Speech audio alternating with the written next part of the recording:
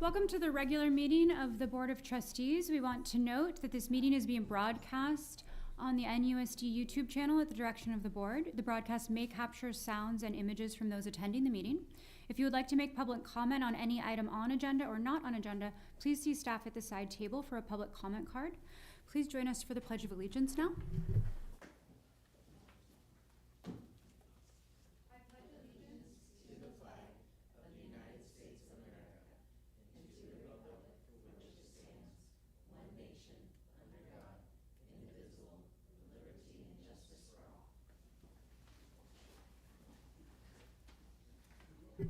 The board did meet in closed session. Trustee Novato will report. Good evening. The board met in closed session on the following items. Public employee discipline dismissal release, gave direction. Conference with labor negotiators Joshua Braff, Chief Financial Officer, and Francesca Wickham, Executive Director, Human Resources. An employees organization, Novato Federation of Teachers, NFT, information only. Conference with labor negotiators Joshua Braff, Chief Financial Officer, and Francesca Wickham, Executive Director, Human Resources, an employees organization, California School Employee Association, CSEA, information only. Thank you. I'm going to ask for an approval of tonight's agenda with the caveat that we're moving item 12A to become 13D. This item that is on the agenda is listed as 12A. It does have an action tied to it, so we're going to move it. So if anyone would like to make a motion to approve the agenda with that change. Trustee Novato, thank you. I need a second. Trustee Butler, thank you. All in favor? 4 plus our 3 student trustees, thank you. Next is approval of consent agenda. Are there any items anyone would like to pull off the consent agenda or make a motion to approve? I'll approve. Thank you. We have a first by Trustee Gasson. Second by Trustee Novato, thank you. All in favor? 4 plus our 3 student trustees. Great. We will now move to item 9, announcements, and we'll start with our student trustees. Hi, hope everyone's doing well. So we have been doing a lot at San Marin. Last week was our homecoming week, so we had a spirit week from Monday to Friday, and Friday was our class themes. On Thursday, we had our homecoming parade on Grant Street. We had an amazing turnout. It really brought the community together. We had floats from classes, sports, and other activities around the school. We also had some amazing trustees, and Dr. Smith got to be on it with our mascot Misty, which was really fun to lead with them. On Friday, we had our pep rally, which really brought our San Marin community together in some friendly competition, and we got to welcome the freshmen to that kind of community. And then we also had our homecoming game against Ukiah, where we announced the king and queen, which we also won. On Saturday, we had our homecoming dance with about 800 students coming together to celebrate the beginning of the year and how excited we are. Our club fair was at the beginning of September with around 40 clubs signed up to participate, and we had an amazing turnout, and everybody really got to sign up for the year, which we will have another one in January, I believe. We also have introduced a new leadership class, which is broadcasting. They've been doing an amazing job with publicity aspect of ASB and filming weekly videos to keep the entire student population on the same schedule with announcements if they do or do not have social media. And then we also had our last 2 home games. We had the new Wranglers program, which is an on-field aspect to introduce more students to sports, even if they don't want to play. And then we also had one of our students got to ride their horse and lead the team onto the field, which is really fun. Our fall teams have started off strong. We have girls golf, football, flag football, girls water polo, and the highlight was the girls tennis team who beat Redwood they haven't done that in at least 15 years, so we're very proud of them. The homecoming game was a great success. And then cross country hosts one of their only home meets next Tuesday at O'Hare Park at 4 p.m. So come and support them.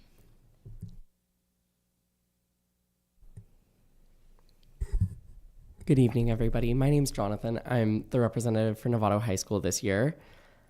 In August, we had our welcome back stuff. We had a welcome back spirit week and a bunch of events around that. We did a movie night in combination with MSA Cinematic Arts, where we showed School of Rock, and our link crew, led by Miss Kinney, welcomed back the freshmen. And then in September, we had a bunch of MSA stuff. We had Micros and Minis last weekend and a lovely soiree and film challenge. ASB also helped to celebrate Hispanic Heritage Month with tons of papel picado, a spirit week, noche de rumba, and a feria de comida, which had a bunch of food from Hispanic countries around the world. And then for October, we're just prepping for homecoming. Our HOCO week is the 14th through the 17th, and we're just really preparing for all that. So thank you. Hello, trustees and Dr. Smith. We've had a very busy start at San Marin, or at Marin Oaks. Recently at our school, our students have their first 10,000 degrees workshop today, where they learned about the next steps to graduation, applying to colleges, and completing the FAFSA for financial aid. Tomorrow, seniors at Marin Oaks and Nova will be able to attend College of Marin information sessions to explore opportunities after high school. We are celebrating Hispanic Heritage Month with posters around the campus highlighting leaders that have made positive impacts on our country. Next month, our culinary class will host a lunch that will celebrate and honor. September is also National Suicide Prevention Month. We spent several days learning about the importance of awareness, and everyone was encouraged to wear yellow in support. In September, teachers have been focusing on the 6 C's graduate profile. This month, the focus has been on character, and every day we've learning about what it means and how we can show in our everyday lives. Since our last board meeting, I was able to, Congressman Huffman made a visit to Novato High to visit with, actually see the wellness center there, and then had everybody from the government class, I think it was, and if not other classes, I don't remember, come into the Performing Arts Center, and so he was able to, they asked questions, and it was done very well. As well as attend the flag football game for Novato High in San Marin. We have 2 really good teams out there, and I did a site visit with Superintendent Smith at Hill Education Center in Linwood and did the homecoming parade for San Marin. Okay, so I'm going to apologize up front. I have a little bit to say. First, the fun stuff.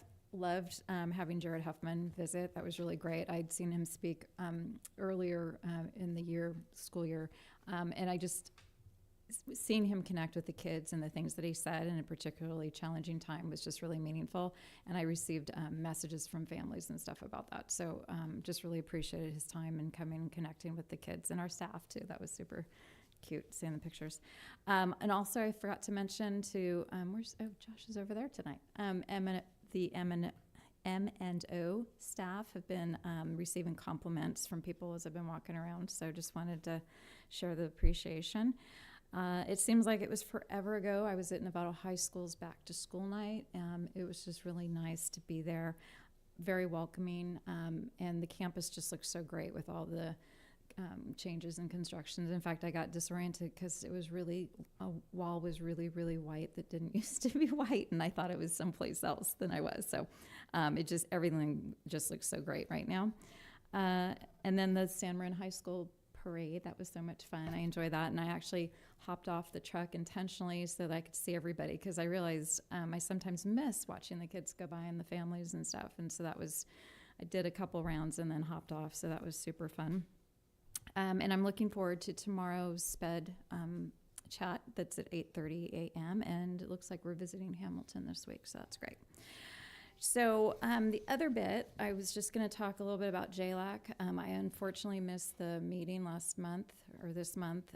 And so I did meet with Lisa Miller, who's the coordinator at Marin County Office of Education. And we discussed a suggestion that came from another trustee in Marin County that kind of went along with some conversations I've been having with Shelley Hamilton over at Ross Valley. And basically, I'm bringing this to the board tonight because we were talking about every year we do our annual goals. We work on them, and I have the ones from last year. There were 4 things that we take when we go to the Capitol in February. And last year, the things that we had come up with were school funding, special education, and educator development and teacher staff shortages. When I was talking to Lisa, she's just jumping in this new role, filling in for Ken, and she mentioned that special ed has been on the list forever, and we kind of went down this path of we keep asking for these big things, and we seem to having to keep put them here. So we're still going to work on a list. I do need help from the trustees in terms of what we feel the big things are, but we want to take it to another level of what are those things that we can maybe ask for in a way that doesn't cost the state a whole bunch of money, but language changes or policy changes or little things that we can do or advocate for and taking a position on. My understanding is San Rafael actually does a list of things that the board agrees to, like their stance or things that they, foundational beliefs.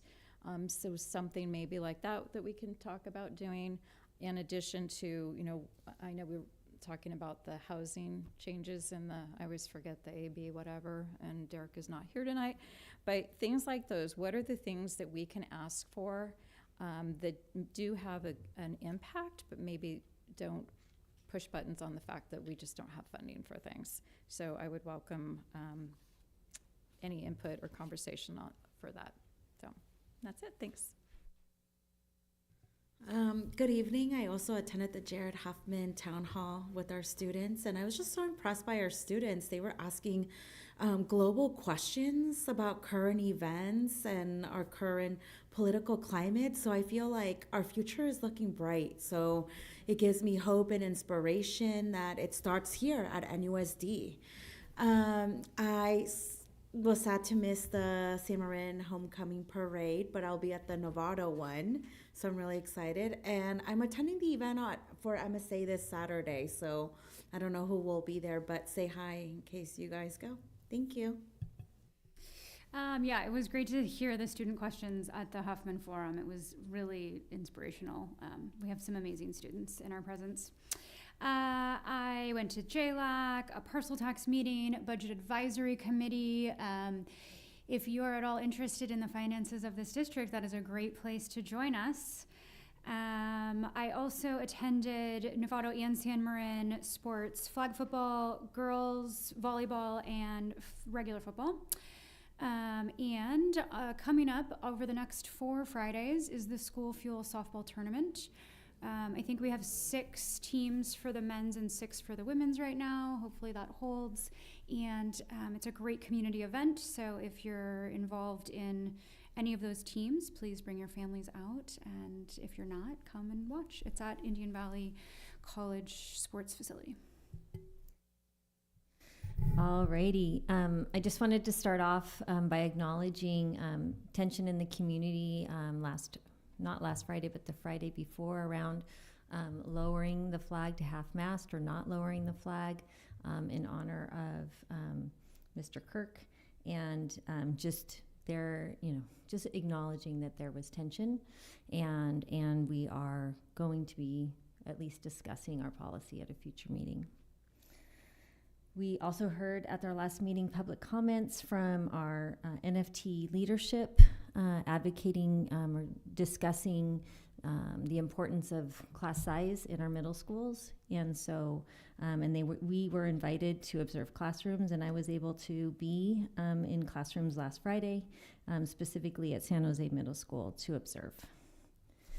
Let's see classroom visits. We're at Linwood Hill Education Center. Loved being in the float with Maddie and Misty. and trustees here. I've been able to make it to the last JV football games at San Marin. We're also working on, this is kind of an aside, but we're working on the certificated evaluation system, taking a look at kind of what I would say antiquated in terms of trying to fit many job descriptions into one evaluation without really honoring the work of like a school nurse or a school counselor or psychologist. So we're taking a look at that with the help of Francesca.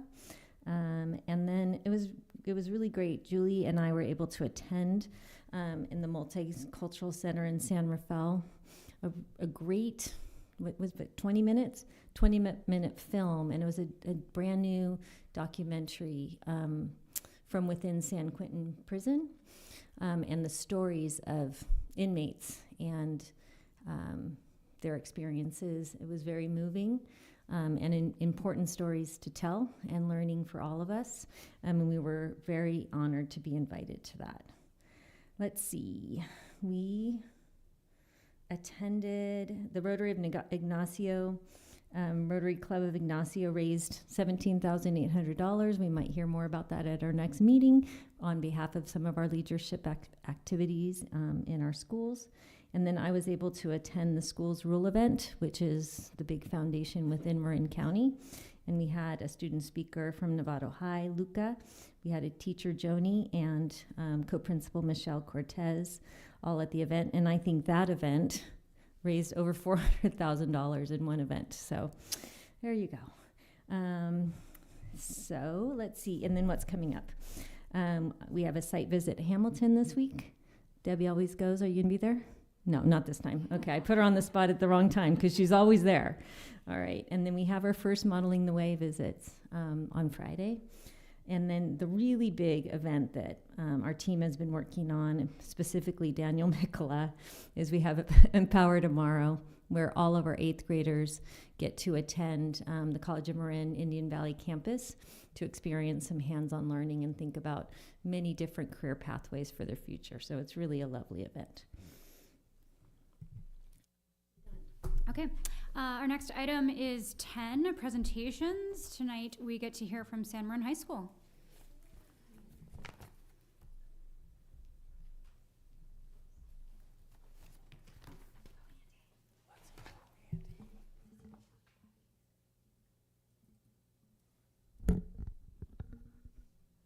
Good evening.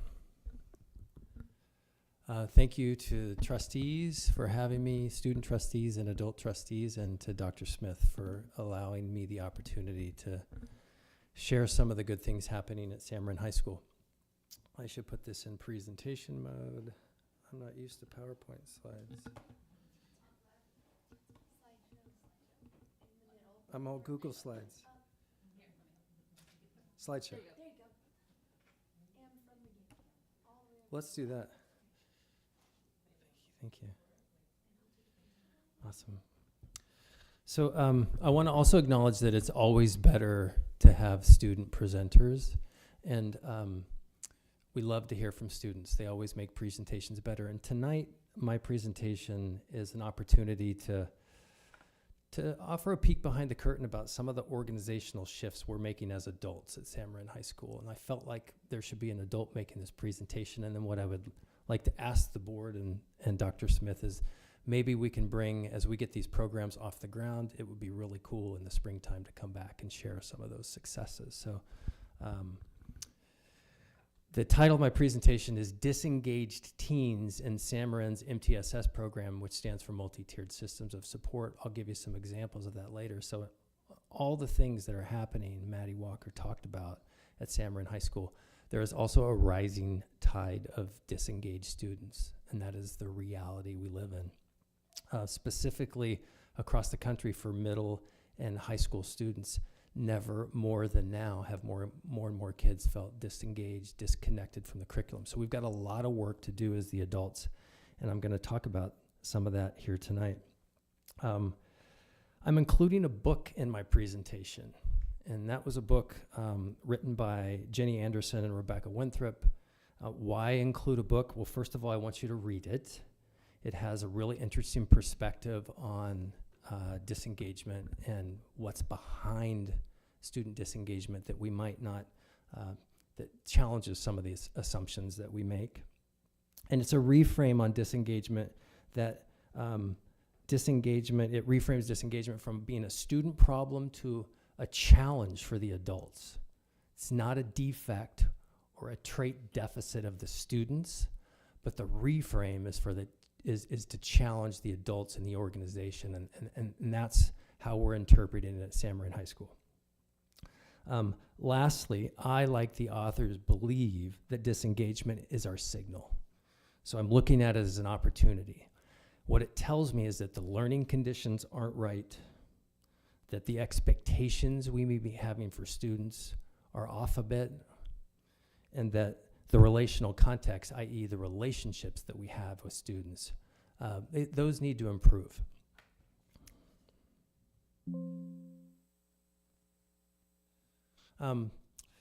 The authors define 4 learning modes, and I think these are really interesting, so I'm going to quickly jump through these. And I know I'm less than 10 minutes, so I'm going to try to be really fast right now. Doing okay?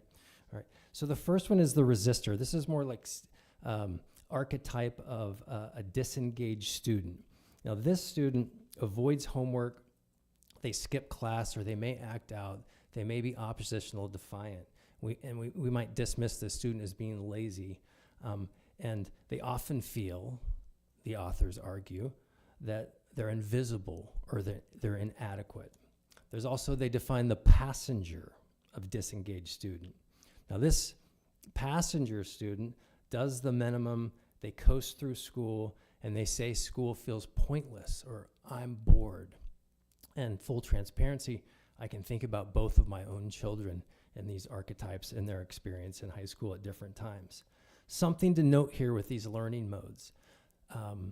Students across different classes in middle school and high school, I might be a resistor in my math class, a passenger in my English class, but an achiever in my robotics class. So think about that as we continue this discussion. Then there's the achiever. The authors challenge the achiever because on the surface, the achiever with high grades and they perform well in school, but actually there's an intense fear of failure and their identity is tied to their performance. So the authors argue that because that student is focused on external rewards, that there may not be sincere curiosity, that there may be a lack of internal drive. And so they argue that that student too is disconnected from meaningful learning opportunities. Finally, they argue that there's the explorer, that's kind of the student archetype that they want to push all the other 3 towards because they're curious, they're intrinsically motivated, they ask questions, and they investigate and they persist. So notice there that I've highlighted and underscored and italicized the needs of the disengaged student. The resistor needs recognition, emotional safety, and trust. The passenger needs deep human connection and be able to identify with their own personal interests and purpose. The achiever needs balance in their life, maybe a growth mindset or lessons around a growth mindset. And the explorer needs autonomy, voice, and meaningful learning. I believe that all 4 of these learning modes require trust, compassion, honesty, and a willingness for the adults in the organization to have really difficult conversations. And that's what we want to develop at San Marin High School. That's what we're developing this year. So I'm going to skip to,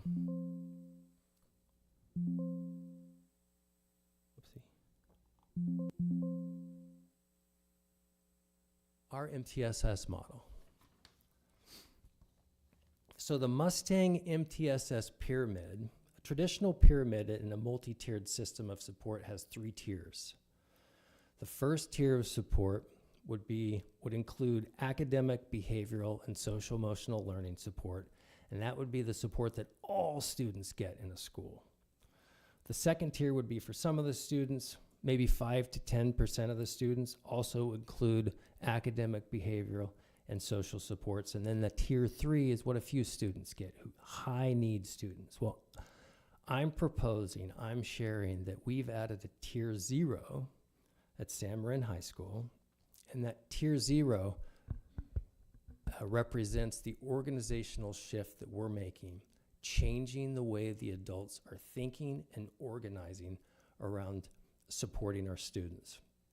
That starts with a brand new cabinet that the administrative team has built this year. So a person who represents or is the school psychologist, our wellness navigator, the administrative team, along with a restorative coach and our data specialist. And that team meets weekly to help set the agenda for our instructional lead team. Working with Dr. Smith this summer, I was able to strategize and figure out a way to reorganize our ILT for this year. We have many new members, many new teachers who are on the instructional lead team.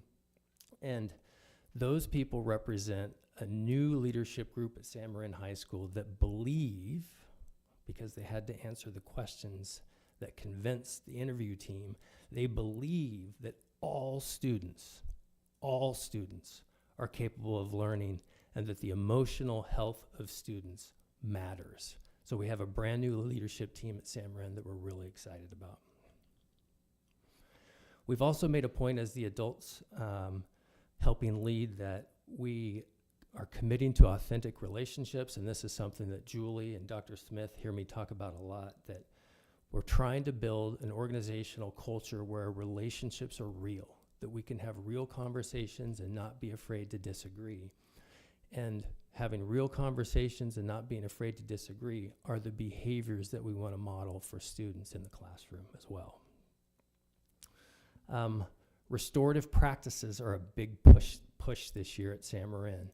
And when I talk about restorative practices, it starts with the adults. So in our cabinet meeting, our instructional lead team meeting, and our staff meeting, we're starting those meetings with community agreements, reviewing our community agreements some of the time. We're offering appreciations, and we're organizing check-ins. So on a personal level, we're always checking in with one another around those gathering times. Implicit bias and upstander training, if we're really going to support kids in a better way, those are priorities for us this year. So we really want to find a way to continue that work and build more professional development, even during these very lean times. That's a priority for us to move forward with that professional development in some way. All of this can be captured in this idea of, and this is in the research, John Hattie's research, of collective efficacy. Collective efficacy represents when the adults on campus believe, when they know that they are the most important part of increasing student learning and getting students engaged, that the effect size, the research says, is 1.55, and that's 3 times the average of other instructional strategies. So when it comes to learning and engagement, there's no more powerful tool than a group of adults who believe, and that's why the tier 0 is built on top of those principles.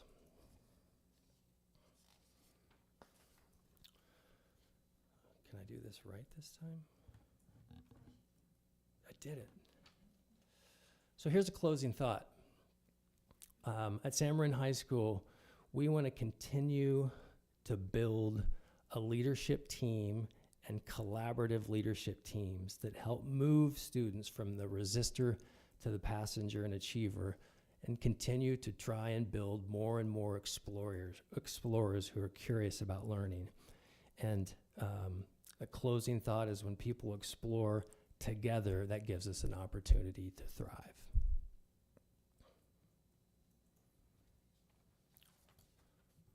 And that concludes my presentation for this evening.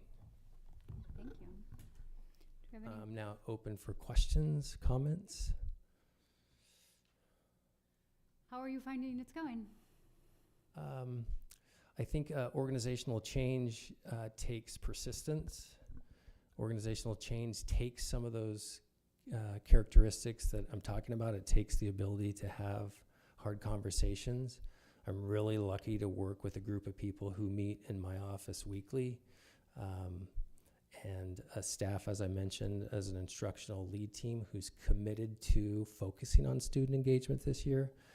So it fits as the tide of disengagement grows. We're really focused on doing what we can as an organization to really excited about the cell work. We're going to move forward with learning walks. So how do we know if these things are actually making a difference? We're going to be in cohorts together in classrooms observing and bringing that work back to whole staff meetings. Thank you for your presentation. I actually remember visiting campus last year and hearing some of these elements that you were kind of going through and thinking about as I was leaving. And so it's really nice to see how you were able to take that and to put it into action for this coming year. So thank you. Thank you very much for the work you're doing. Yeah. We'll be excited to bring more students back next time. Wonderful. Thank you so much. Okay.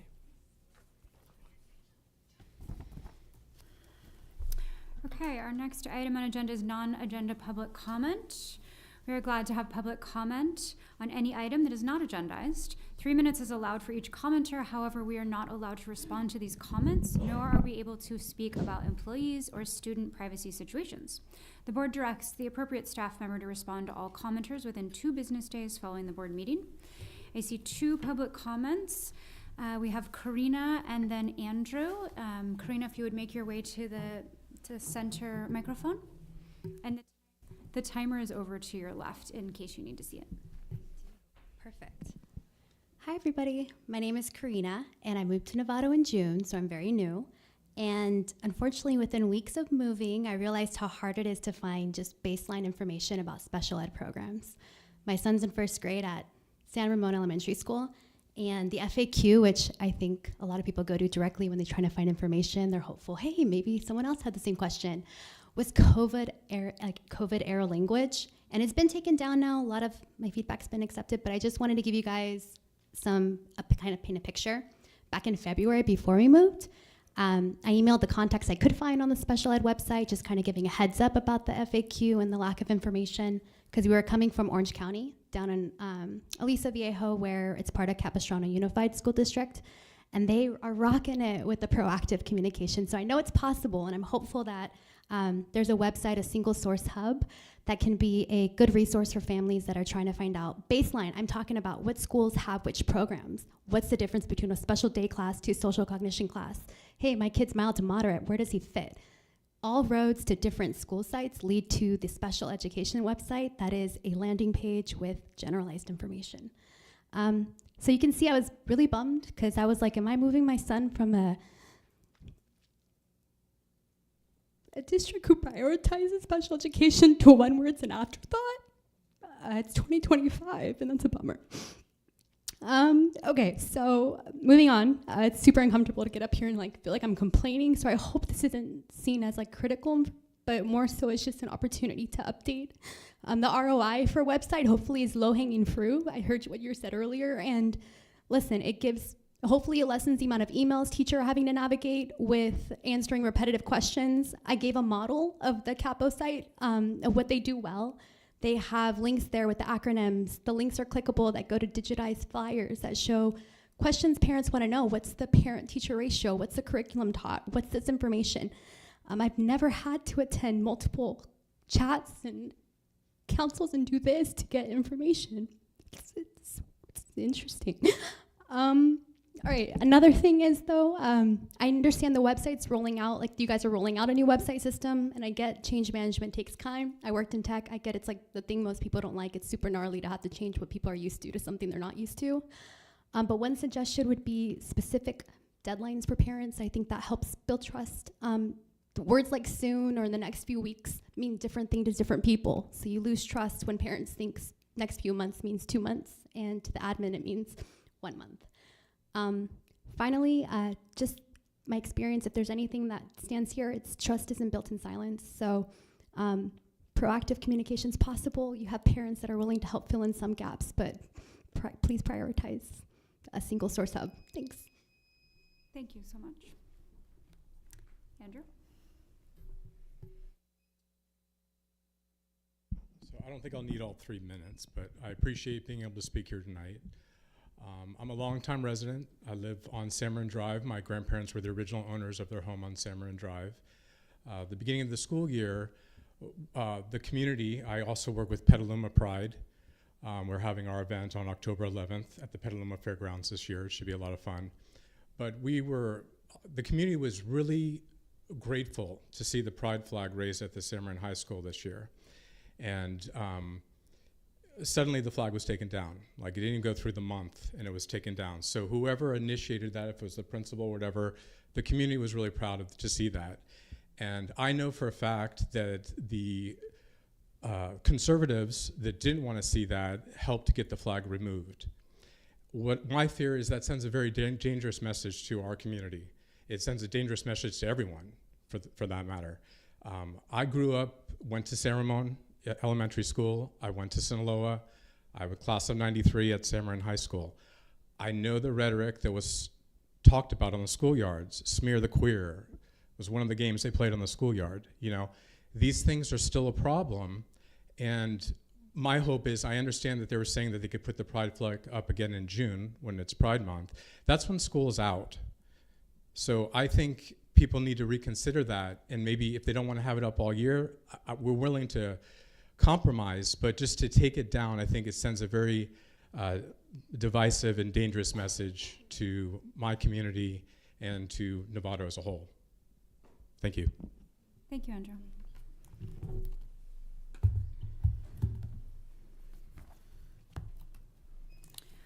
Our next item will be 12B. This is brought to us by Dr. Julie Sinyard, Executive Director, and Lindsay Broden, Director of PK8 Education Services. This is the curriculum report.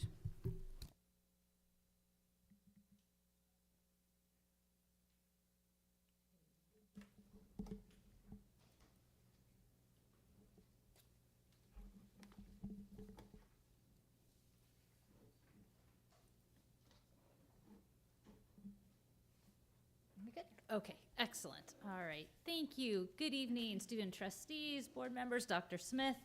Lindsay and I are excited to bring to you a little update about curriculum and some of the fun things that we've been working on so far this year. Want to kind of review again what our vision, purpose, and goals are for the year. We've been focusing a lot predominantly on our curriculum processes, really looking at our instruction and strategies we're using in the classroom, as you've just heard kind of Andy explain, Principal Boone, and kind of what are the opportunities that we can have for professional development.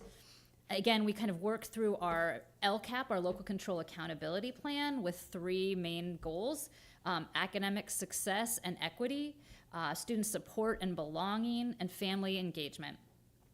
Some of the big drivers that we have this year is really using data to drive our instruction, our plans, and decisions. And we'll talk a little bit more about what these assessments that we've been giving, what they look like, and how we're utilizing them with our staff.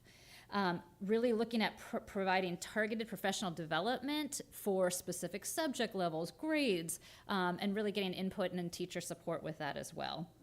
And we have focused on 6 big priority areas: proficiency-based education, early literacy, supporting our multilingual learners, math proficiency, multi-tiered systems of support, and artificial intelligence. Those are our big buckets that we're working on this year.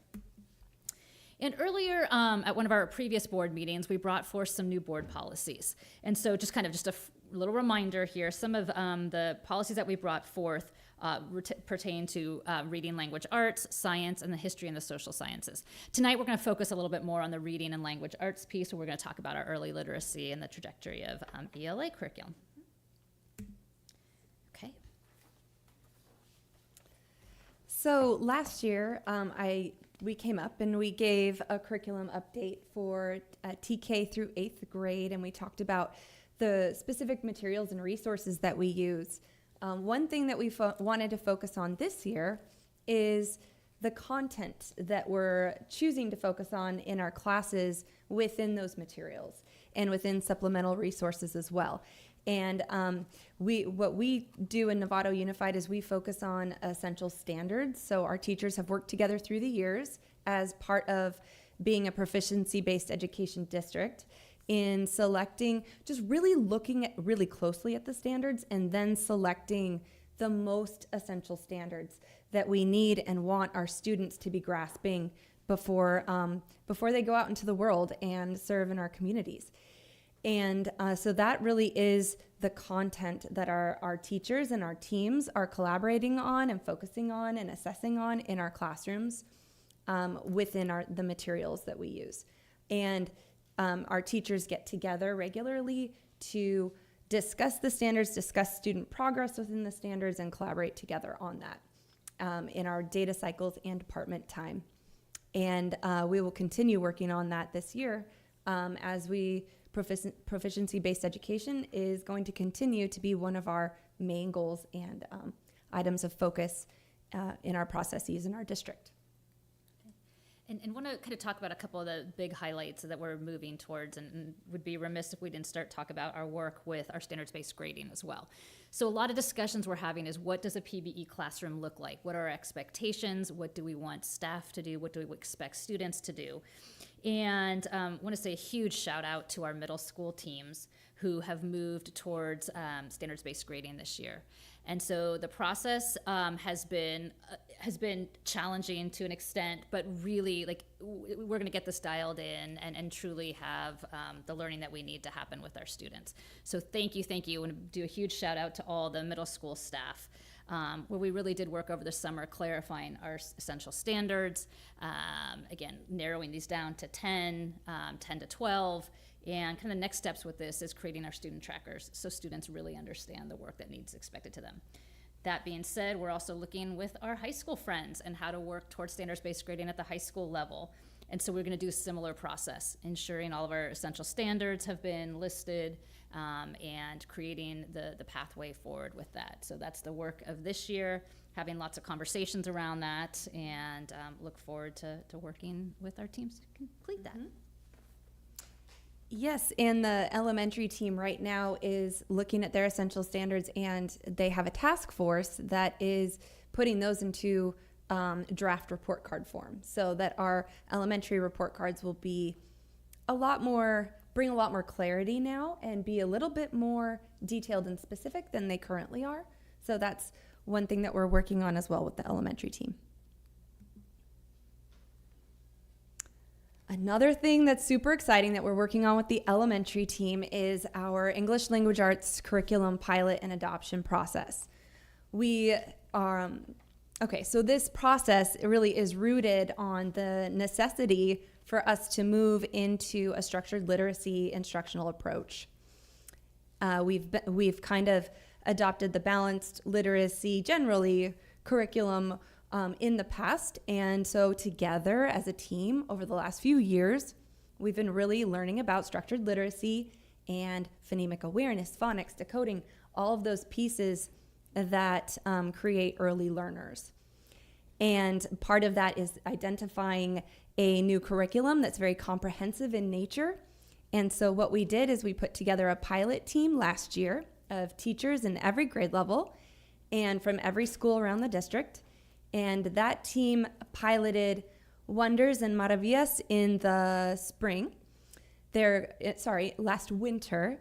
In the spring, they piloted Benchmark Education and Adelante, and they decided that they wanted to launch the year with that curriculum and really experience what it's like to start the year with that curriculum, because they found that they had more interest, a growing interest in that program. And so they're currently piloting that. And then in the winter, we will pilot Amplify and CKLA. I actually have another meeting with them tomorrow to talk about the details of that. And then we would like to bring a recommendation to the board in the spring, in April, after we finish evaluating all the programs. We've evaluated Wonders. We're currently evaluating Benchmark. And having discussions will involve the community. We have a family night, a community night that's planned for February. We're meeting together regularly, and it's really been a really enlightening process and a team building process for all of us, and helped us learn more about structured literacy, even just approaching this way, because we're evaluating the programs based on best practices within structured literacy. So it's helped grow our understanding and bring that back to our teams as well at individual sites around the district. So the pilot is the pilot team. I appreciate them so much. They're doing a great job, and we're like over halfway through, probably about halfway through, and we're going to keep going strong and continue to evaluate the programs and make a solid recommendation in the spring that we're excited about. Oh, I need to say one more thing about that. 2 priorities that we had with the curriculum that we're choosing to pilot are that other than reviews and things like that, it's really important to us that they have a robust ELD, English Language Development component within them. It's also very important to us that we're aligned with Linwood and that we're using the same curriculum, if possible, for Spanish language arts that we're using for English language arts. So those are 2 factors that have really gone into helping us narrow down what we might be piloting. And then some of our additional curricular highlights. We have been engaged in a secondary math pilot for the last 3 years now. We started prior to my arrival, and so we kind of did a rollout at the secondary level with algebra, geometry, and algebra 2. So we have been kind of finalizing that pilot and knowing that the math frameworks, that the adoption's coming out November 25th. So we look forward to seeing what additional information we'll have, and we're gathering our input regarding this curriculum. Another big thing that we're working on in math, and I want to say a huge shout out to the math task force team. We had our first meeting yesterday, and it was extremely productive. 15 people really kind of trying to start digging in and really looking at math, analyzing our data, talking about concerns, and really looking at the Building Thinking Mathematics classroom professional development. This past summer, we had over 32 staff members, K through 12, attend the Building Thinking Math classroom for 2 days. And it is really shown how we can engage more students in the mathematic practices and thinking. And so that was just really exciting. And that's gonna be one of our focuses for our October 30th Professional Development Day for our math friends. Middle school science, continuing to work on, we brought this forth last year, right? Mm-hmm. Last year, you guys have adopted a new curriculum with Discovery Science, and that's continuing to work through that. With special education, we're utilizing Benchmark Advance, Eureka Math Squared, Sonde, Unique Learning Systems, and this year we're piloting Math 180 and Touch Math. Again, just thrilled about our high school AP course offerings. And our career technical education pathways at all of our school sites. Really highlighting the broad course of study that our students can engage in. And I think one of the things that's really magical about our school systems as well, at our high schools, allowing students to kind of have a hybrid schedule, or if one course isn't offered at another site, figuring out ways for students to take particular classes in AP or career tech ed. And it's just so exciting, just hearing, we had our first CTE advisory committee meeting, and the highlights that every teacher was sharing. Everyone was so proud of what they're doing, these unique opportunities that we're having for students to engage in with industry and with College of Marin and MCOE, Marin County Office of Education. It's just pretty spectacular.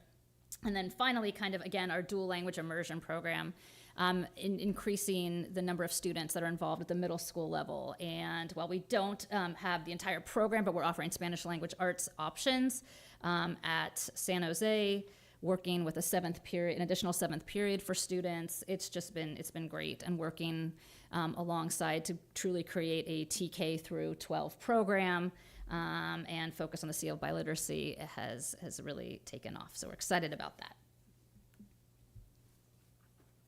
All right, assessments. So what we use to keep track of where our students are and what they need support with. Our assessments help us monitor student progress within essential standards, and they help us guide interventions and enrichment opportunities for students that are really targeted according to what students are showing that they need. Our goal is that at our sites, the main focus for collaboration within departments and grade levels is through common formative assessments. And it's something that we're really talking about with principals and hoping that ILTs really encourage within the school site. Common formative assessments are just quick assessments based on pieces within essential standards that teachers then look at together and see how students did and what strategies worked or what strategies maybe need to be tweaked or what needs to happen next for students to understand the content. Having said that, it is important that we have larger scale benchmarks and diagnostics that we do throughout the year. It's really important for us to have a local assessment that we can draw data from and use data from and discuss with you all as well. And so we're really happy to say that we have all of our schools in the district, and we want to thank Novato High and San Marin teachers for participating so enthusiastically on the IXL local assessment diagnostic 3 times this year. All of our teachers in the district will participate in that benchmark assessment 3 times this year. And it'll give us really good data to look at to see how we're doing and what progress we're making. So we're really excited about that. We have the M-Class Dibbles Universal Literacy Screener for elementary students that helps us target early literacy needs.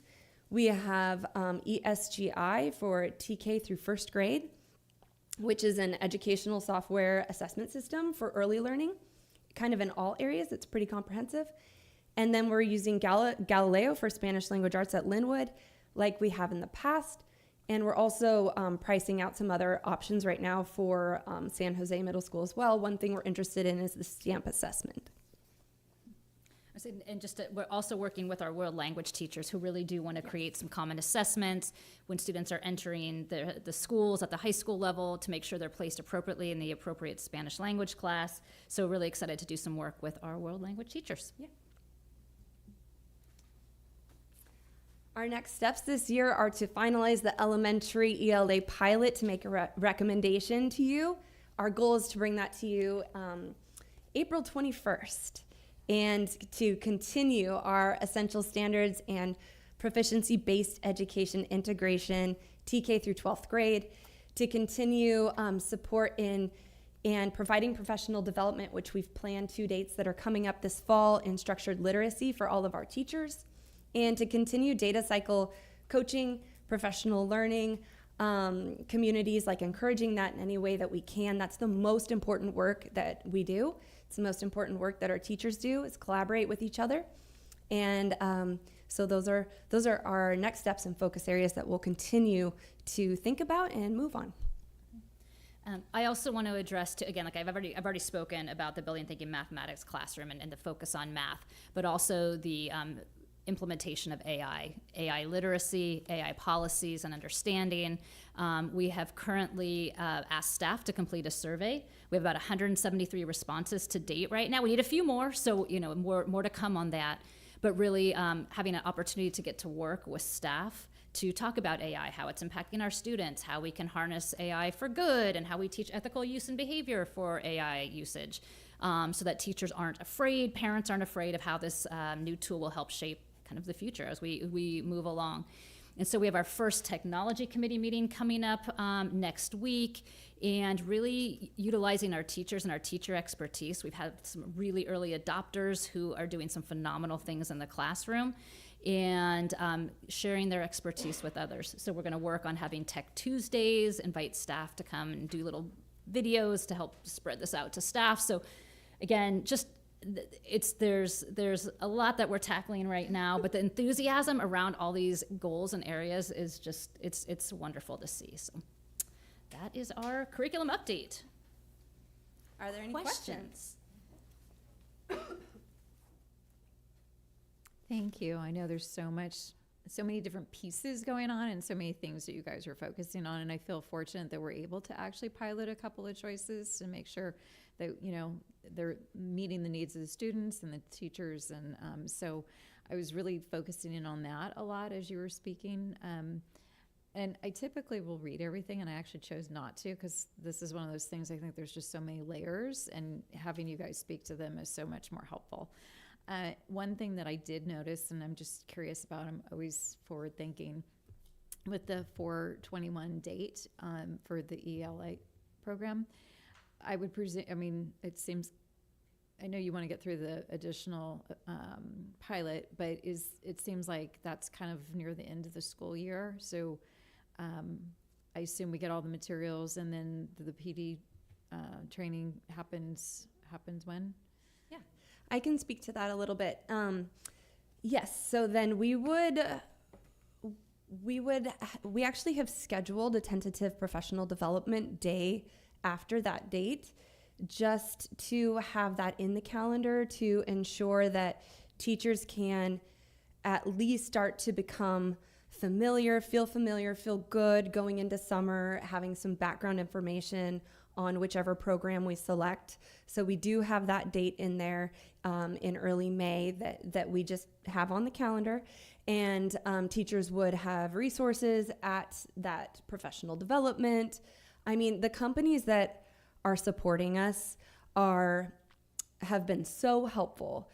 Benchmark Advance specifically is sending people from out of state, flying in 8 to 12 people once a month-ish for this entire process that we've had them in the spring and now at this time, to support and just do demo lessons, answer questions, whatever teachers need, they are trying to support. And that's the kind of support we're getting from these publishers. And so they would make sure that we have what we need to learn what we need to learn in May, and that we're set and ready to go in August and beyond as well. So all these companies have been very, very responsive. And that's a good sign. It's something we're looking for. Just a comment that, over the years as I've been on the board, we've had several adoptions come through here, and you usually spend like a year of maybe looking at material and things like that. But this seems you've really done quite a bit of work ahead of time, and the teams you've put together, the task force and everything, to pick the right adoption and everything. So it's been a multi-year, and we've been giving updates in the weekly. So I feel like I have a whole ton of more information than just this report tonight. So. But it's nice that you brought it to the board and for everybody to hear what's happening. So thank you for all the work that you're doing, and it'll lead to the right decision, and appreciate it all. Thank you. Maybe. I wanted to add a thank you for the work you guys are doing with PBE. I know that it's a large beast to tackle, and laying the foundation as we move through the process has been really helpful and great for, I would assume, teachers, but I can only guess, but definitely students and parents. Thank you. Okay. Next item is 12C. This is brought to us by Joshua Braff, Chief Financial Officer. This is the demographic study results. I'll take care of it. Don't worry. I got it. So the curriculum update. No. Let's see. Demographic study. Here we are. Yeah, so tonight we're going to talk about the demographic study. Now, there's actually in your packet a lot of reading. I know because I read it. There are 3 studies actually in there. One of them goes into the student potential analysis, and that sort of gives you a big, wide-ranging conversation about where students come from, all the different ways that you can look at ways that you get students into the NUSD system. Then there's 2 different types of projection reports: the boundary of resident report and the school of attendance report. Now, I'm using the boundary of residence report for our actual discussion tonight and what we're talking about. And the reason why is that the boundary of residence report looks more about how I have them backwards. We're using the school of attendance report tonight. The boundary of residence report looks at all the students that are what are called potential students. But we know that some kids go to private school, some kids are homeschooled, some kids go to the Novato charter school, which does not put their ADA into our systems. The school of attendance then takes that boundary of residence number and shrinks it down to the likelihood of them coming to Novato Unified School District schools. So while, yes, there is a potential that if we have programming that draw some of these kids in, what have you, we could go out and capture some of those kids, but sometimes those kids and their families are making decisions based on their religion or whatever, that no matter what we do, it's not going to put kids in our system. So we're going to use the school of attendance one. However, the other one does have great information, so you should look at them both, but just knowing for projections, we're going to be using the School of Attendance one. So then Woolpert, who is the company that we utilize, they are also the one who did our study when we redrafted the sub-boundaries. At the time, their company had a different name. So now they're called Woolpert. Woolpert is providing a low, medium, high, and high-risk enrollment projection, as well as a recommended one, which we'll talk about. So in the methodology, I copy-paste, I'm not gonna read that whole thing, but I copy-pasted there so that it would live forever in the presentation, of that they're using a lot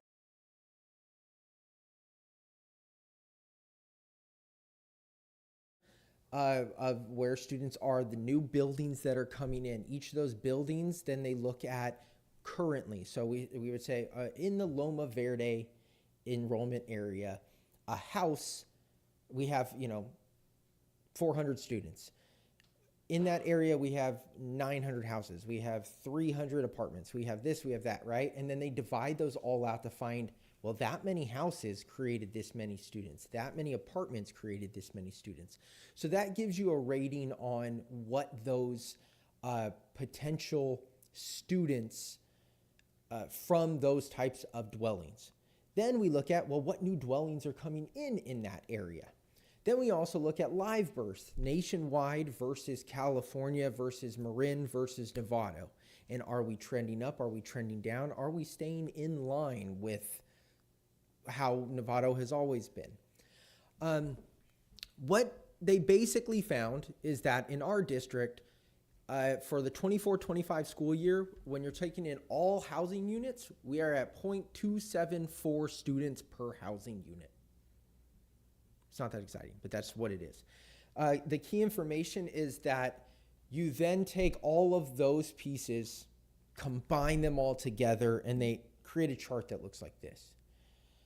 So this chart here is taking all those housing types and doing the boundary that is looking at the boundary separated out by these housing types. So if you were to look at it, the way you would read this is Hamilton TK8, they get 0.184 students per apartment, 0.053 students per condominium, and so on and so forth. And then as you go down, we can see that like at high school, well, in senior age restricted living, we get 0.001 high school students in a senior living. And then we get 0 middle school students for some reason. Of course, that would be the lowest number. And then on this slide, this is talking about the new ones that are in the pipeline.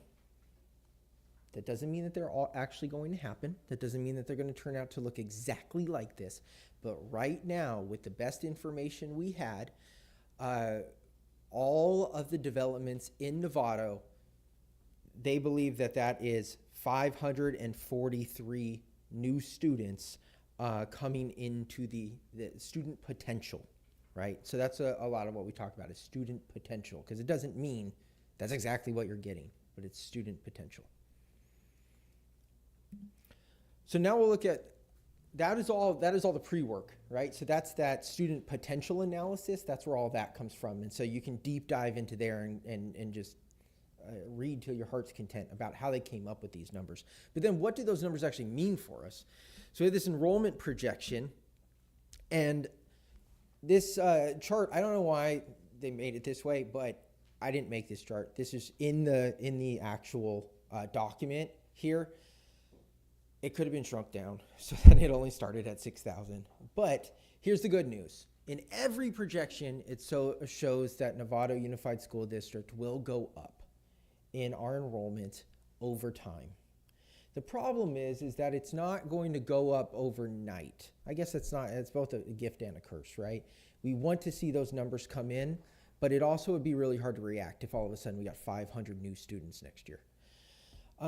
So it shows that, we've been sort of decreasing since the 2015-2016 school year. And we've had some slight bumps up, some slight bumps down. And then, of course, with the COVID year of 2020 to 2021, we had the largest single year decrease.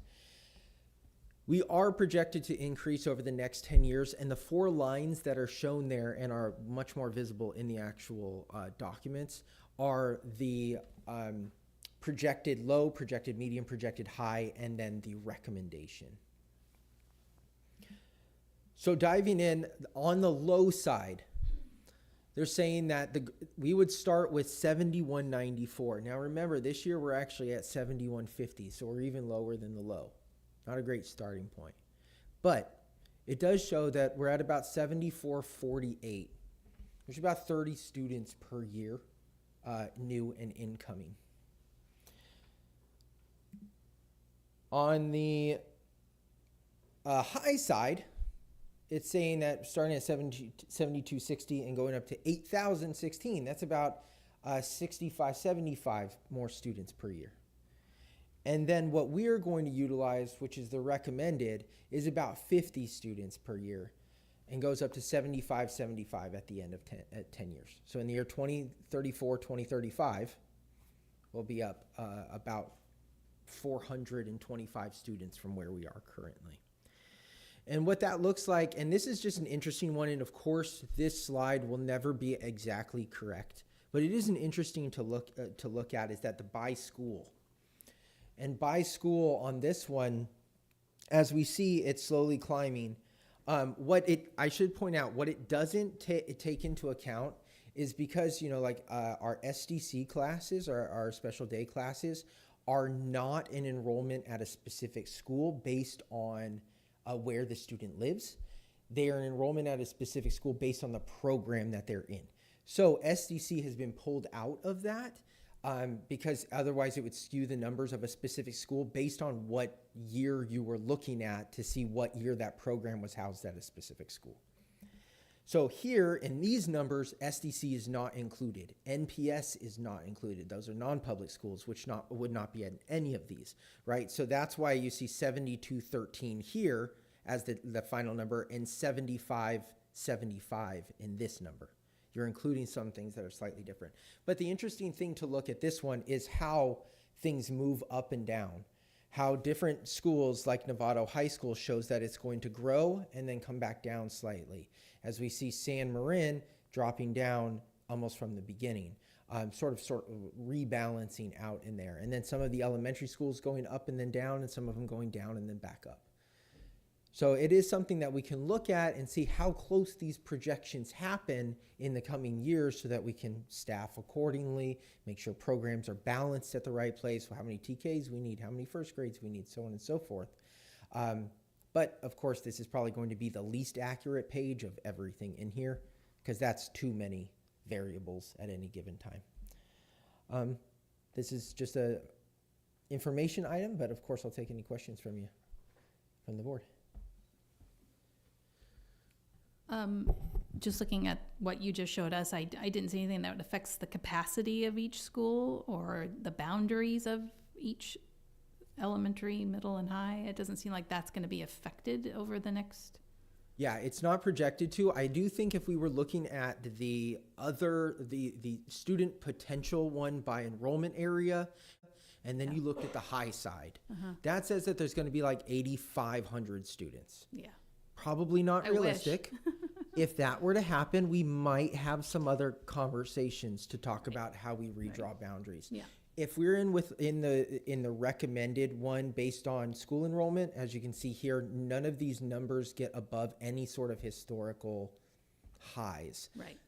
But if things were to change and say not go in this direction and not balance itself out, then yeah, we might have to be looking at enrollment area changes or things like that. But of course, that's a long-term decision.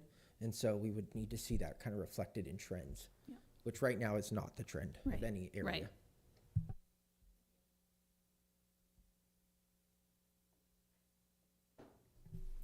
See no other questions. Thank you very much. Thank you.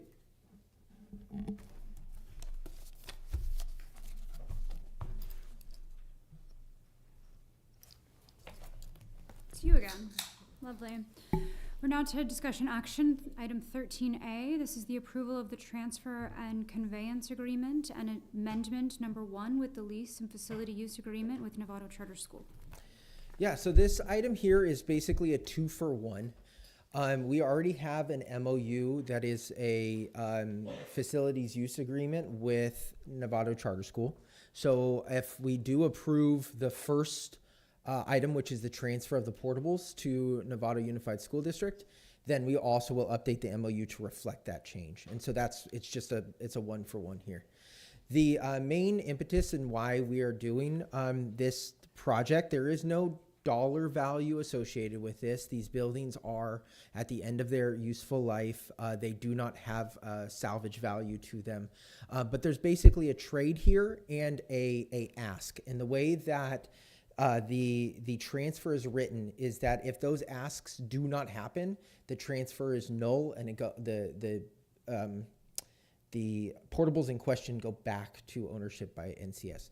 The thing that we're asking is that they need to support us in applying for the charter facility funds. The board at a recent board meeting approved the resolution to go after Prop 2 money. Prop 2 money has a charter call out of $650 million. We want to go after that money. The reason why we are asking to put the buildings under NUSD's name to go after this funding at the state level is that it makes it so we only have to apply once. Otherwise, we'd have to submit 2 full applications. One could get processed, one could get denied, whatever. If we do it under NUSD, it's only one discussion, one application, one process, one amount of money, and we would be in control of those funds. Considering it is our land that we would be building on, we would want to be in control of those. This was a recommendation from King Consulting, who we utilize for these services.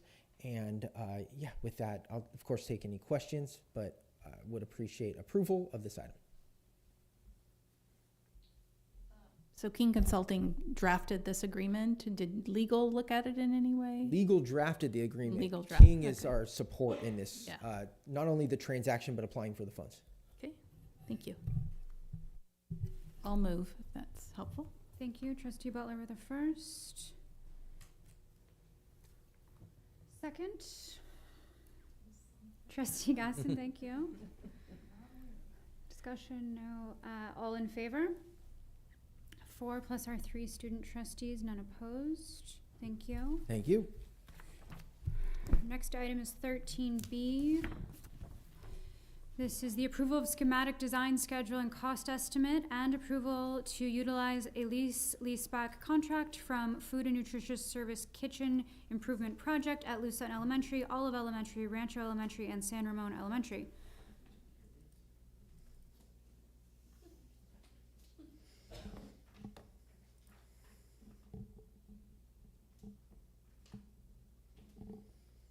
All right, thank you. So tonight we're looking for approval of the schematic design as well as the budget and the schedule, and then permission to leaseback bid this project. So we'll go over the agenda a little bit with our normal procedure of going through the general project information, give you some site location and some scope of work information. We'll address the cost estimate and the schedule, and then open it up for any questions. So this project at all 4 sites will involve interior demolition and renovation of the existing kitchen facilities. We'll remove and replace existing finishes, fixtures, casework, and equipment. We'll upgrade the existing non-compliant kitchen staff restrooms, and we'll update plumbing, electrical, and HVAC as needed for this new equipment and as required by the county health department.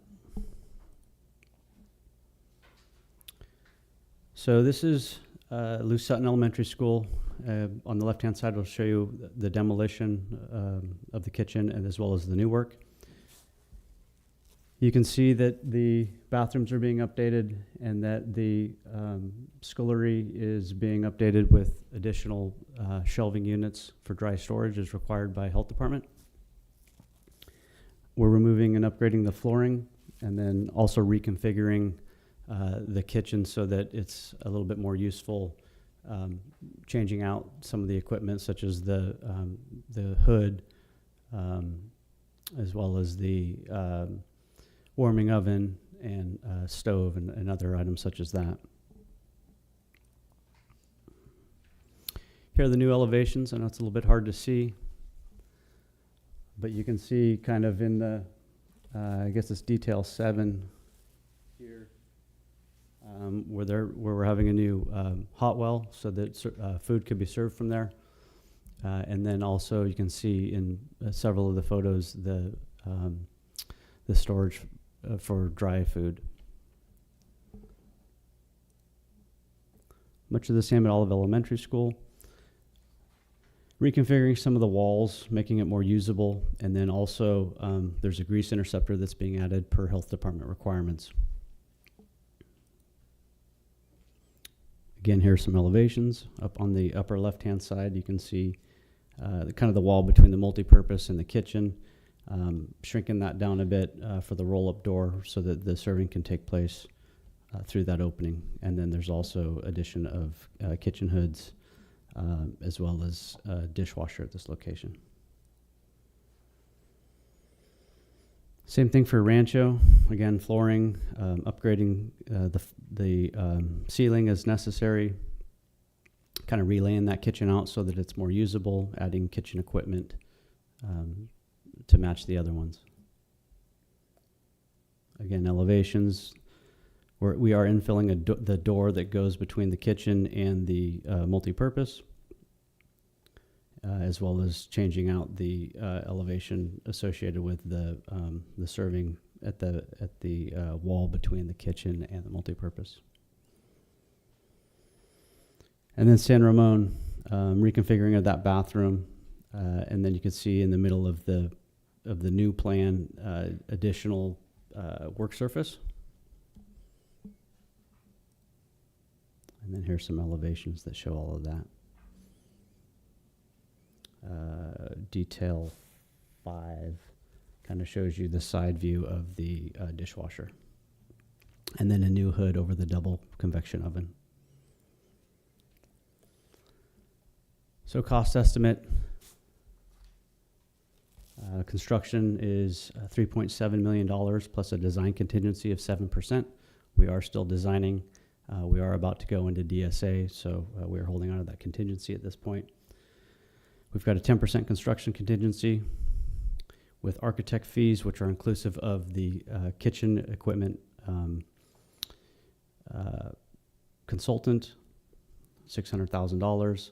We've got a contingency on that for any changes related to design. Some additional miscellaneous consultants related to the grease interceptors that are being added. Construction management fees. I've got 12 months in for this project for DSA inspection, and the reason for that is because we don't know when these projects are coming out of DSA and the health department, so they might start at different times. I think ideally if we could start a couple at a time, do 2, get them completed before we do the next 2 or 3 would be the idea. So that price could potentially come down for that. We'll have some testing laboratory fees, obviously our normal bid advertisements, our DSA fees, CEQA because we are doing the exterior grease interceptors, legal fees, and then some just miscellaneous expenses. I did escalate this 5% to get us through the middle of 2026 due to the schedule. So our cost is $6,075,000. So here's our schedule. We're currently in the design phase, hoping for approval tonight. We would go to DSA on November 3rd. Health Department would also take place November 3rd. Lease-back process would begin later this week. And then we would go with the board approval of the contractor back to you in early to mid-December. Start the pre-construction phase. Award the TBR in February, sometime between February and March, and then start construction potentially in March, depending on approval dates. Any questions? Thank you. Super excited about this. Feel so grateful we have money to do this. Having lived through the whole PV, well, I wasn't there when they finally got the kitchen, but how dreadful it was for the kids and just the staff and everything. I'm excited that our other sites will be getting some new kitchens. I appreciate the feedback on, or the response to my question about energy efficiencies, because I think that's important. I'm excited that, it's going to be more effective, efficient, just better for everyone.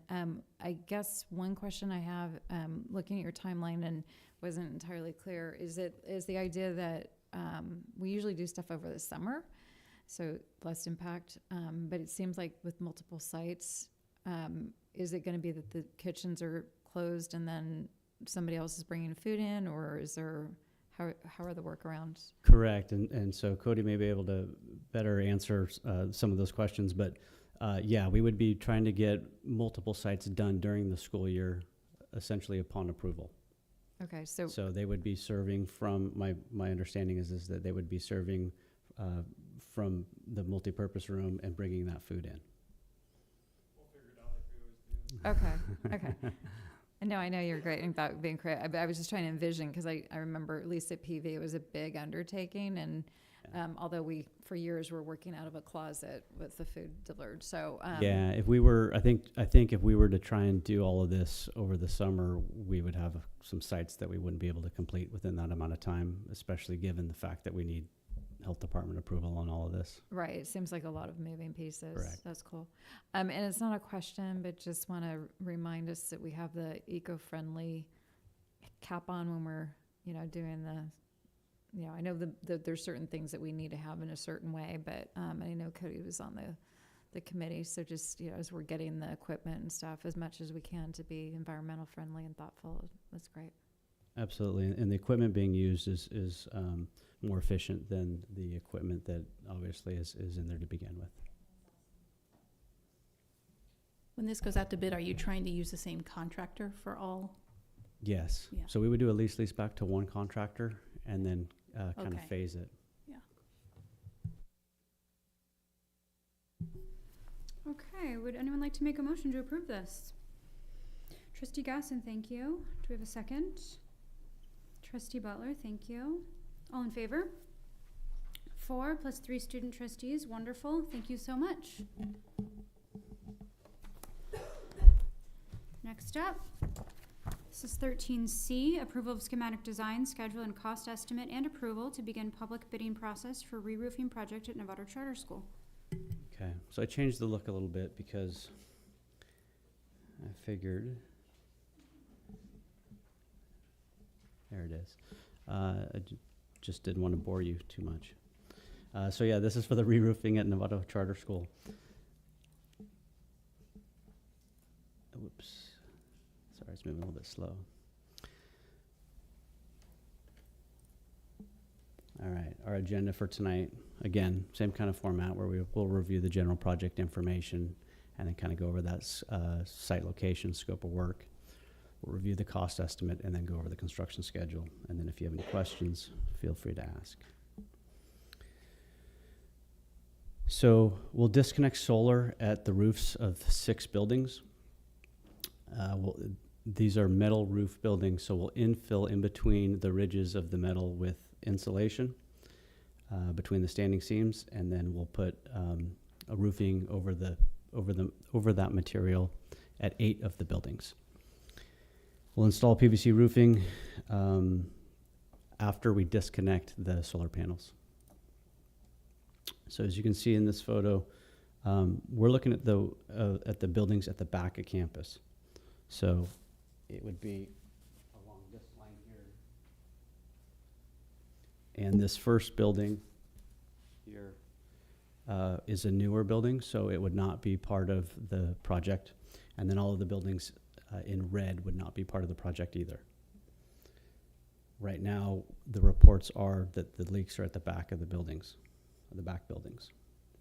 And so here I tried to separate it for you in the pink, and that DSA application 120008 is the new building.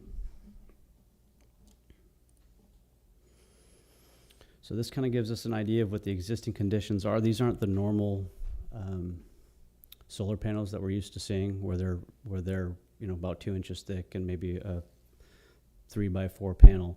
This is a peel and stick, so it goes right on top of that galvanized roof material. This photo, we ended up taking taking out a few of the rows to see what was going on. We were concerned about electrolysis between the copper and the metal panels and the galvanized material. And so you can see, well, I don't think that there's a widespread issue with that. You can see the rust on the back of this panel here. And so I think that's where that water's coming in. We've done a lot of trying patchwork and research, and even some was done before, by the charter school before we became involved. And so we've had little luck in getting these leaks fixed. So that's why we want to go ahead and remove the solar panels and cover it.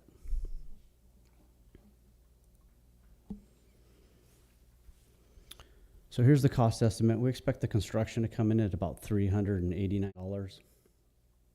I do have some money in for a design contingency at 5%. We're carrying money for a construction contingency at 10%. Architect fees at $60,000. There'll be some blueprinting, some hazmat testing, CM fees, CEQA, because we are doing exterior work, and then legal and miscellaneous. So the project cost for this is anticipated to be $560,000.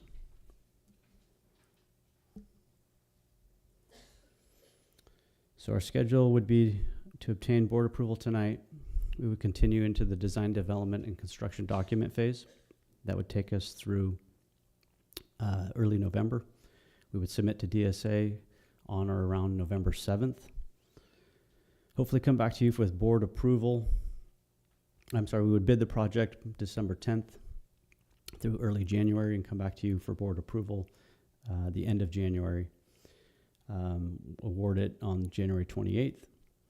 Start our submittal process and our procurement late January through the beginning of June, and then start construction over the summer. So we anticipate this to be a 1-month project. And then we would work on closeout for 2 weeks, just buttoning up any loose ends, and be done before the end of July.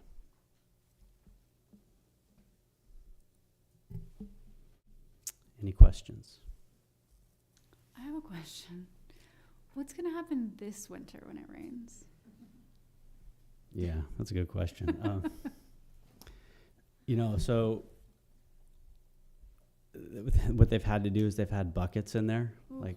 Like in the office, there's been buckets, and in other locations. I've been out there during the winter and kind of poked my head up and tried to move some insulation with some other people and try to figure out where it's coming from. We're seeing the water coming from the nails that are poking through. And so it's getting under that roof material, and we think that it's getting under the solar panels and migrating in. So to answer your question, it's not going to be pretty this winter. I mean, they're going to have to deal with it a little bit. Potential to maybe tarp them if it gets really bad, but there isn't much else that can be done until we get this project completed. Okay, thank you. On that somber note, would anyone like to move to approve this item?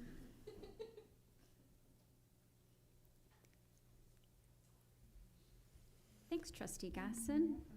First, do we have a second? Trustee Lametta, thanks so much, guys. All in favor? 4 plus 2 student trustees. Thank you so much. Thank you for the new design also.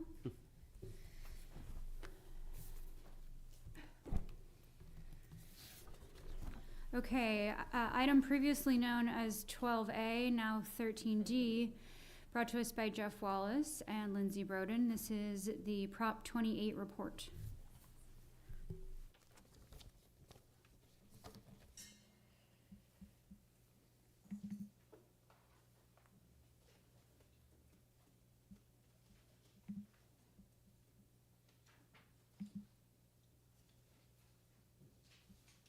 There we go.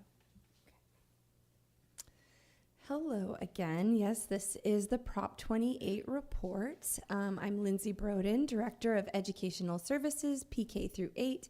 I also oversee Prop 28 programming, which is actually really, really fun. And probably my favorite part of what I get to do a lot of times, because it's all about enriching kids' lives. And Jeff Wallace is our Director of Fiscal Services, and he and I are going to present about our full program. He is very helpful to all of us in understanding the numbers and what we can do and what we maybe should be more creative about. Okay. So our vision for Prop 28 and those funds is truly arts for all. And so our team of principals and administrators, and then also some leaders on site, get together regularly, and we discuss a shared vision. We discuss how can we make our programs more accessible for all of our students.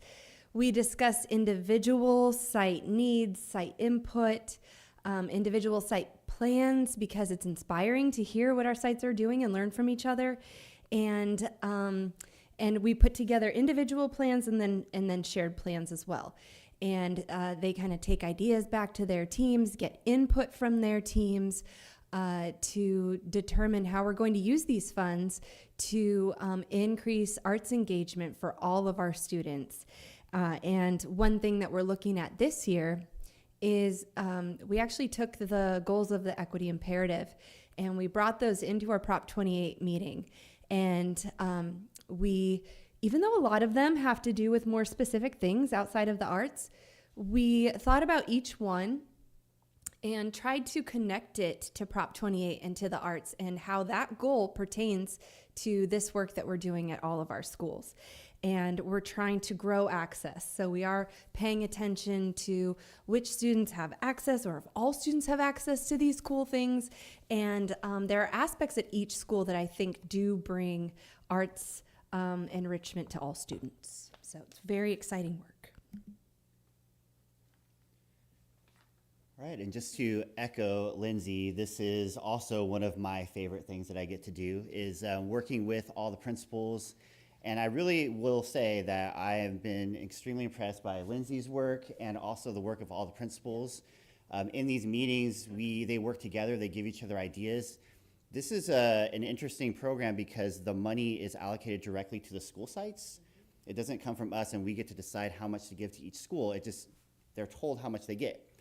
But they are working together, they're sharing funds together, they're bringing in staff and like sharing those things together. And so the collaboration is just awesome. So I really, really love it. Just some of the financials regarding Prop 28 money. So last year we received $970,564, so almost $1 million in Prop 28 money. We have money that will carry over into next year. So they have kind of a little bit of a piggy bank from year one. When we got the money very late, they didn't spend a lot of money in year one, so that carryover is kind of progressing through. So they're going to carry some money over next year. They'll start with a balance of $461,866. So as you can see, the expenses were $1.16 million. The revenue was $970,000. So that might seem a little concerning just looking at it, that the expenses are exceeding the revenue. But that's planned, right? Because they have the carryover, they know they have it, so they're able to use it. And really good news, this year the revenue expected is about $1.2 million. So we're gaining about $200,000 of Prop 28. This is mainly due to the enrollment. It's based on prior year enrollment. So we're getting last year's numbers now for this year. So it is helping out for sure. And just a reminder, there's a really important rule with Prop 28, which is that you have to spend 80% of the money on salaries. So that's classified certificated salaries. 20% of the money can go to anything else. So it can go to classes, like bringing in artists from the outside, supplies, trombones, all that kind of good stuff. So just how does it work a little bit? So again, the money is allocated by the state to the sites directly. So each site gets a specific allocation. And then there are some costs that are shared. So for example, some of the elementary school teachers that travel from site to site, those costs are shared by ADA across all the different sites. So we kind of take that off the top. And then the remaining funds, they get to use those not exactly however they want, but they take input from their community, they work together, they take our input, they make sure they stay within their budget, and kind of discuss the best way to use that money. And then they kind of have some discretion of what their plan is. So each school has a little bit of a different plan of how they use the money, but they get to use it how they feel is best for their site. And then this little chart here kind of talks about each individual school and where they're at in terms of their Prop 28 spending. As you can see, the really good news, every school site is still in the positive. Nobody overspent their budget. All of them are carrying money over into next year. And like I said, next year they're gonna get a bigger allocation, so it's actually gonna help them out. One thing that I thought was really good, last year we had a little bit of it was harder to get that percentage of salaries up to the 80% that is required because it takes a little while to hire people. But as a district, we were at 86.29% of all the funds were spent on salary. So we are hitting that 80% mark now. We're spending the money and we're spending it on staff like we're supposed to. So it's everything honestly is going really smoothly. It's the sites are working well together. Everybody's staying within their budget. It seems to be working well for the kids, and we're really happy. So.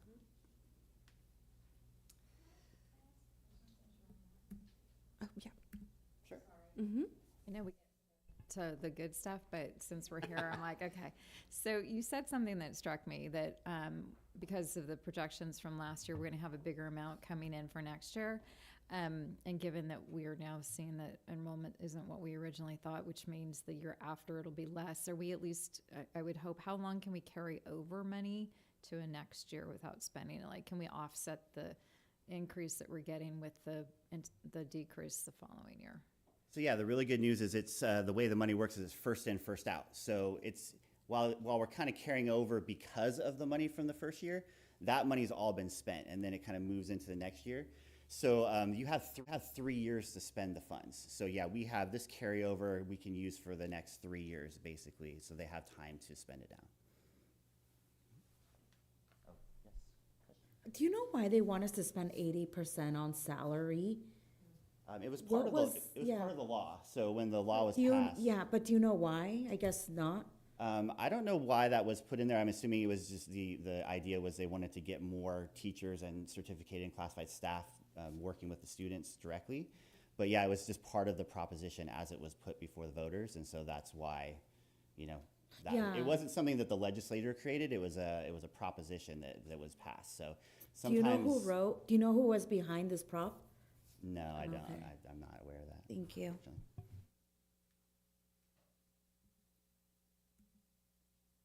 That'd be interesting. I want to look it up. Yeah. Okay. One of the great things about Novato Unified is that we have a very comprehensive elementary music program. I really haven't seen in my experience such a comprehensive elementary music program that's so widespread and so organized anywhere else really. And that's a great credit to the vision of the school district through the years, and also the teaching staff. In first and second and third grade, students are learning musicality, about notes, tone. They're playing games, they're singing songs. Fourth grade, and third also a little bit as well. They're playing with like rhythm instruments through the grade levels, but as they get older, they start to do ukulele and some song flute recorders, things like that. And then in fifth grade, we have a fifth grade band program. And that we are really trying to grow, especially now that we have this Prop 28 funding. Last year, as we always do, we surveyed students, what are you interested in playing? There was so much interest literally in the trombone last year.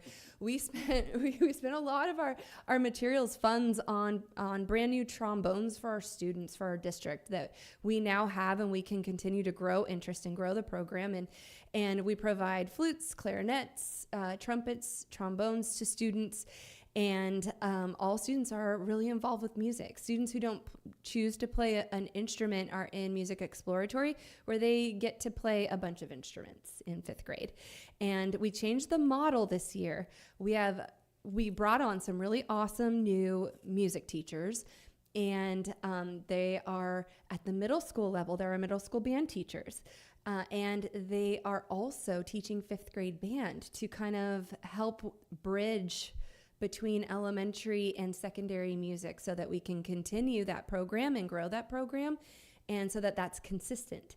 And so it's been really, really exciting, and we're getting good feedback, and we have a good team that's collaborating regularly together also with the high school teachers to collaborate over some evening events coming up in the spring, to collaborate over student interest, just things that we maybe couldn't do before we had Prop 28 funding. So it's created a lot of collaborative opportunities and creativity. As Jeff mentioned before, our sites each have a Proposition 28 plan based on input at their schools and site needs. And it's really cool to see the creativity that's coming from each school. Each school is a little bit different, which is also really cool to see the different flavors that are coming out. Like, for instance, Loma Verde, they focus on this cool, like, artistic program after school, Odyssey of the Mind, where there's a lot of like literature, drama, that kind of stuff going on after school. A lot of creative work happening there. We have a lot of the elementary schools have arts teachers who are teaching art, either pushing in or pulling students out of class to do arts activities with them, and all of the students are being touched by that. It's really a very accessible program at our elementary schools. We have rhythms classes happening. Something kind of cool at Lou Sutton is that they're doing culinary arts. We have at Novato High School, we have dance, PE, and through collaboration, Sinaloa heard about that, and they were like, hey, we want to do dance PE. So they're doing some dance as well. We have school murals happening that are very community oriented, where the muralist is actually taking input from students and making it an arts activity for all students at the school, so that they can see themselves and their community represented in the murals. We have a folklorical dance that's happening at our schools as well. And then at the middle schools, we've been able to expand our day because of Proposition 28 for the arts. So we have a 0-period jazz band now, taught by Emma Becker, who is also teaching 5th grade band. And we are offering 7th period options as well. Sinaloa offers strings after school, things like that. So we've been able to allow students who maybe wouldn't have an arts elective otherwise opportunity to participate as well, with the goal of growing the program all the way through high school. At Pleasant Valley, something of note is the Readers Theater program that they have going on, which is very exciting. And then at San Marin High School, lots of field trips, arts-oriented field trips going on. They have after-school orchestra, which is great. So just a lot of different ideas that are they kind of like build on each other, get ideas from each other, take ideas from their community, see what's possible. It's really a comprehensive program. Okay, one thing we really want to point out is and highlight is that last week there was just an amazing community event that occurred thanks to Prop 28 in Novato Unified. And this event was, let's see, okay, so Michelle Cortez is really the visionary behind this, one of the principals at Novato High. And the Recycled Orchestra of Cultura from Paraguay is here and they came last year as well, doing some things in the community and working. They have connections with Michelle, they have connections with E3.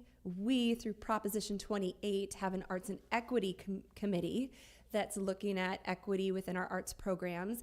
And they and Michelle and stakeholders kind of like grew this vision of, hey, what if we had the Recycled Orchestra of Cultura like perform for our elementary students as well, and as well as our high school students? And what if we did concerts at Novato High and San Marin? And what if we could even like have our transportation department involved and really all collaborate over this together and get the students to the schools? Some schools can walk. So we decided to do it as a Hispanic Heritage celebration last week, and it was so moving. So this group is a group of a lot of young people from Paraguay, and they tour, and they're very talented, and they're featured in the documentary Landfill Harmonic. And they use these instruments that are literally like built. And one of the kids that's in the band actually makes and engineers these instruments. And they just perform these beautiful songs. And the kids, we had elementary kids there, high school kids there. They're all together, all mixed. We have high school students like doing the lights and the stage and filming and supporting these 4th and 5th graders who are there. We had students in dance kind of entertain the kids while they were waiting for the ones that got there early.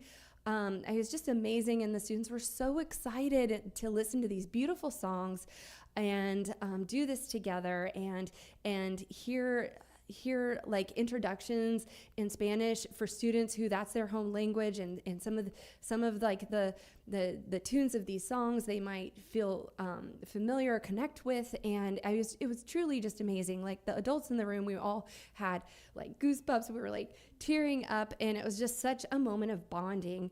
And I want to shout out Maritza in transportation, our transportation lead. She was phenomenal and so professional and so like, yeah, let's do it. And her team just really rallied behind this as well to create this memorable event for our students. Like our students were going crazy. It was so cool. They were so excited. And it was just, there was a lot of energy in the room. We had the bus drivers even got to see the performance, and one of them was like, this was the best moment in my career. I mean, it was just so cool. I can't even describe. Anyway, it was the best day. So I just want to say that's the kind of thing that like our Arts and Equity Committee and our Prop 28 like thinking and collaborating is thinking up for our students and for our community.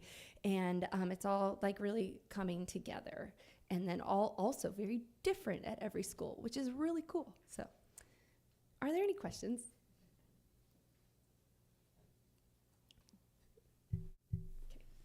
We were earlier talking about, are you, So I would say we also asked that there's the Prop 28 report is the main reason why we're here. So I want to make sure that, there's a report that's due to the CDE every year. We have to do our annual report, so we're reporting on that, and that is up for your approval tonight as well. we were talking earlier about, like, does this fund getting instruments for students? And you clearly spoke to that, so thank you. We're glad that there's access for all kids to have instruments if they so desire. Okay, and if there's no other questions or comments, I'd like to have a motion to approve this presentation. One more question. Okay, do we want to make the motion and second it, and then we can have questions? I'll make a motion. Trustee Butler, thank you. Second. Trustee Lametta, thank you. Okay, discussion? I have a question. Go. Not discussion. Okay. That's the discussion. Okay, so I was like, there's no discussion. I have a question. For the instruments, is it the ukulele or like the trombone? Like what kind of instruments? Yeah.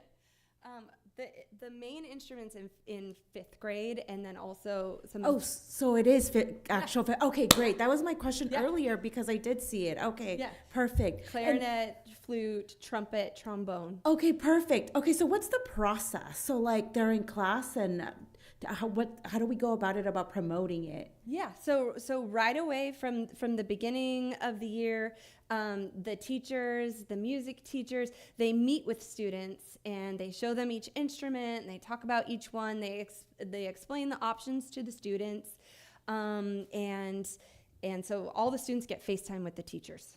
Oh, okay, perfect. So they're like, oh, I want to play for this, but I can't afford it. Like we will sponsor you? Oh, yeah. Yes. Oh, okay, awesome. Yes. So that's clear from the beginning to the student? Yes. Okay, perfect. Thank you. Am I correct? I think if you want to go get your own, you can, but that's not the norm. Yes, if you want to go get your own, you can. Last year we didn't really have very many people do that at all. This year we haven't discussed it. It hasn't come up yet, so I think what that means is that we're lending out our instruments. Okay, perfect. Because I had a student who was they were interested, but they couldn't afford. No, we want to make that really clear. So if Prop 28 is about equity, Yeah. then I would assume that of course not everyone, but you want to make you want to make it accessible to people 100%. who normally can't afford it. Yes. Okay, perfect. We want to make sure people know that. Thank you.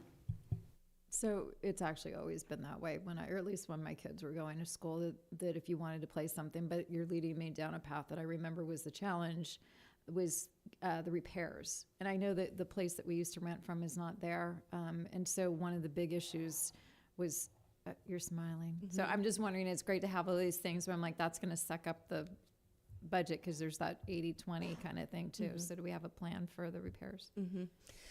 Right now, the repairs, the invoices, we really tried to minimize them this last year. And so we did that. So the cost of them this last year, because we added so many instruments, we were more careful about which ones we had repaired, just to be careful with our funds.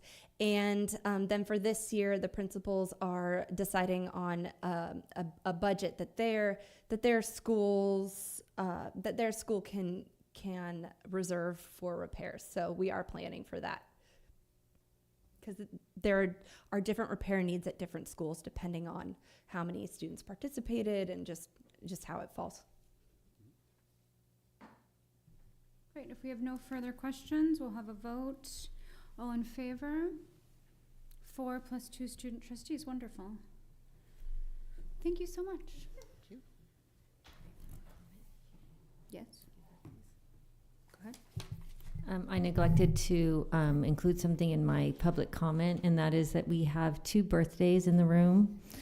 So happy birthday to Ellen and to Jeff.